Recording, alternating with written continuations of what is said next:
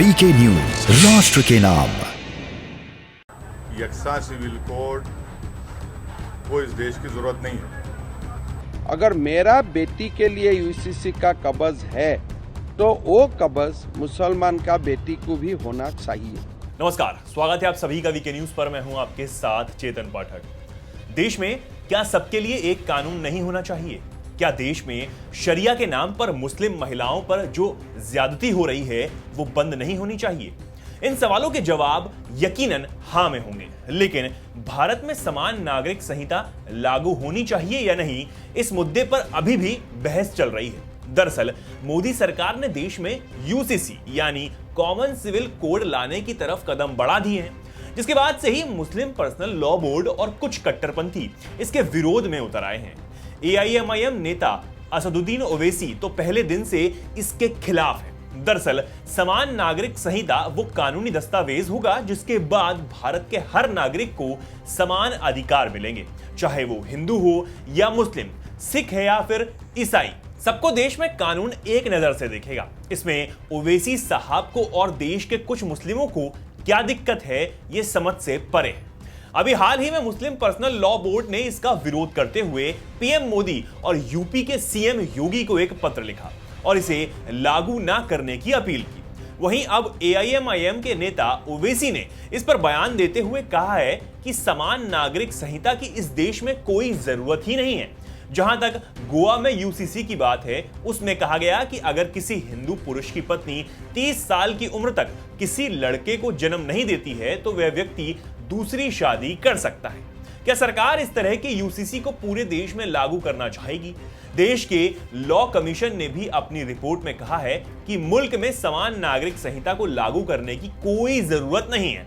ओवैसी ने मोदी सरकार को चुनौती देते हुए कहा कि किसी के माई के लाल में दम नहीं कि हमें पंचिंग बैग बना देगा। देश में हिंदुत्व को आगे बढ़ाने के लिए जमकर पॉलिटिक्स हो रही है। होड़ लगी है कि हिंदुत्व को मानने वाला सबसे बड़ा कौन है। इस कंपटीशन में सभी नेता और पार्टी आगे हैं।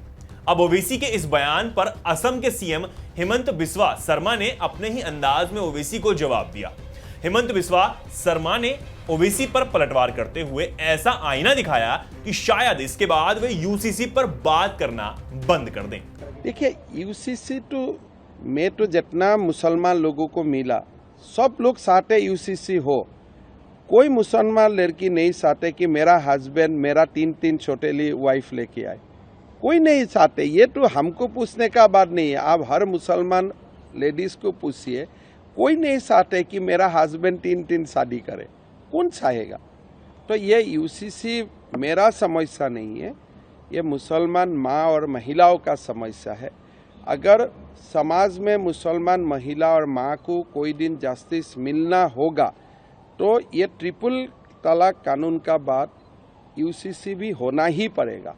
लेकिन मैं तो हिंदू हूँ, मेरा पास तो यूसीसी है। मेरा बहन मेरा बेटी के लिए तो यूसीसी है। अगर मेरा बेटी के लिए यूसीसी का कब्ज है तो वो कब्ज मुसलमान का बेटी को भी होना चाहिए। आपको बता दें कि उत्तराखंड की पुष्कर धामी सरकार ने राज्य में समान नागरिक संहिता लागू करने की घोषणा की थी। इधर यूपी के डिप्टी सीएम केशव प्रसाद मौर्य ने भी इस दिशा में आगे बढ़ने के संकेत दे दिए हैं। बीजेपी शासित कर्नाटक और मध्य प्रदेश की सरकारों ने इस तरह का इशारा दे दिया है कि वे अपने यहां समान नागरिक संहिता लागू करेंगे। इसलिए माना यह जा रहा है कि इस साल के अंत तक कुछ राज्यों में यूसीसी लागू हो सकता है और राज्यों में लागू होने के कुछ ही वक्त बाद केंद्र सरकार भी इसे पूरे देश में लागू कर देगी। आपको बता दें कि अभी गोवा एकमात्र ऐसा राज्य है जहां समान नागरिक संहिता लागू है। इस खबर पर इतना ही। आप क्या कहना चाहते हैं इस खबर पर हमें कमेंट सेक्शन में जरूर बताएं और ऐसी ही तमाम खबरों को जानने के लिए देखते रहिए वीके न्यूज।